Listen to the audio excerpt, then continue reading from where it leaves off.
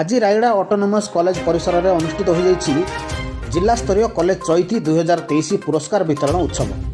एथिरे मान्यवर मंत्री अनुसूचित जाति जनजाति पछुआ कल्याण विभाग तथा आईन मंत्री श्रीयुक्त जगन्नाथ सारका जोगदे आदिवासी भाषा संस्कृति परंपरा ऐतिह्य को प्रचार प्रसार क्षेत्र में आपण मैंने अर्थात नूतन युवपीढ़ी आगे ने विभिन्न कॉलेजरू 69 जन कॉलेजर छात्र छात्री माने विभिन्न प्रतियोगिता भाग नहीं।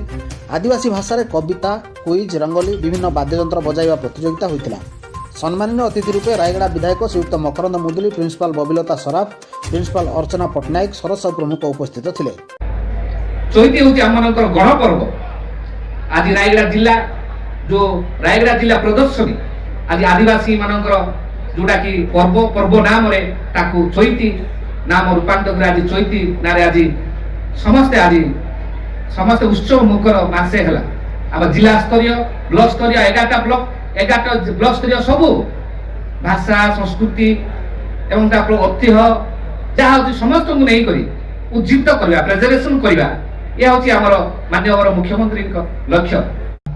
परंपरा ऐतिह्य एवं आम कला संस्कृति को आम मन पकाइबा जेहेतु विभिन्न समय आमर अनेक क्षेत्र में निजर संस्कृति निजर भाषा निजर परंपरा को आम विभिन्न समय आम भूली जाई था।